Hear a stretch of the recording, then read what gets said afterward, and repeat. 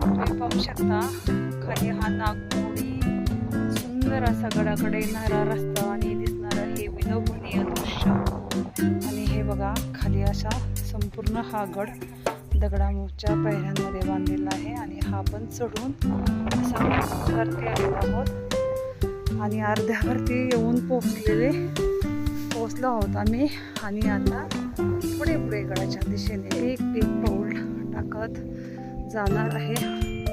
मित्रमैत्रिणींनो, तुम्हाला जर गडावर यायचं असेल तर ह्या गिरिदुर्गाला नारायणगडला नक्कीच भेट द्या.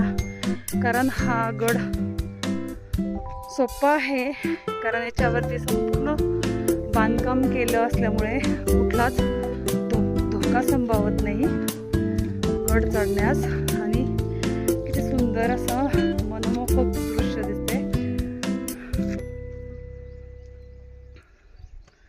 हा किल्ले भटकंतीचा आनंद तुम्ही नक्की घ्यावा.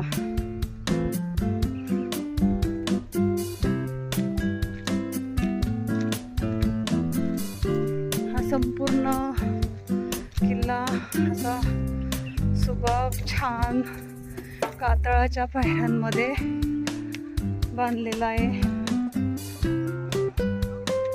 चालताना कुठंच धोका संभवत नाही किंवा पाय घसरेल असंही नाही.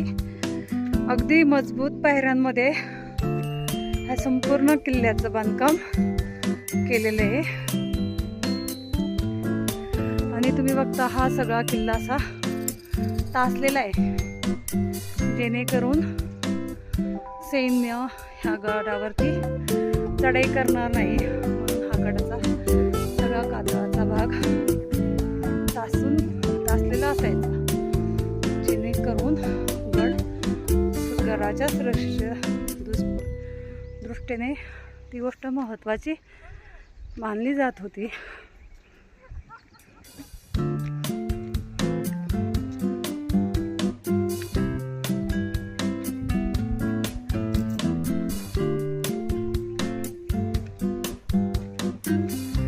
तिसऱ्या व्हिडिओमध्ये आपण आता जवळजवळ गड पूर्णपणे वरती चढून आलेलो आहोत आम्ही. आणि आता असंच तो पुढे पुढे मार्गक्रमण करत राहणार आहे.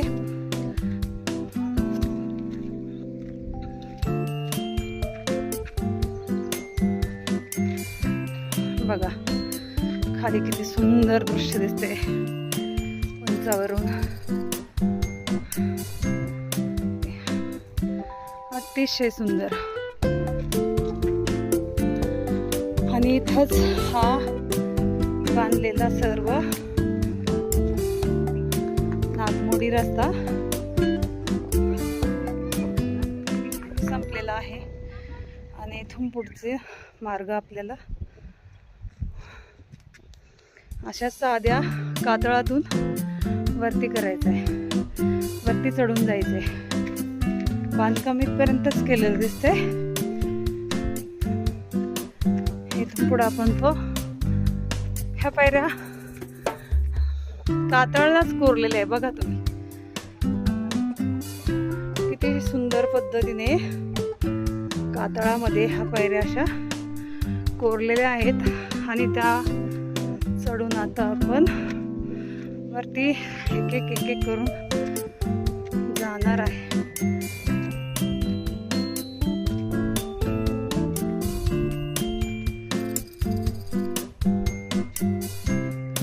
काही ठिकाणी आपल्याला लोखंडी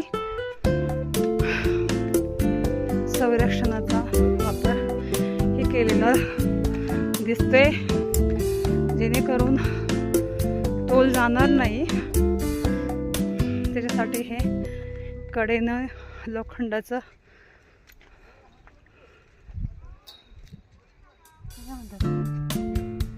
रेलिंग केलेले दिसत आहेत. अशा प्रकारे तुम्ही रेलिंगच्या साहाय्याने हा थोडासा अवघड टप्पा धरून अगदी सावकाशरित्या चढून वरती जाऊ शकता.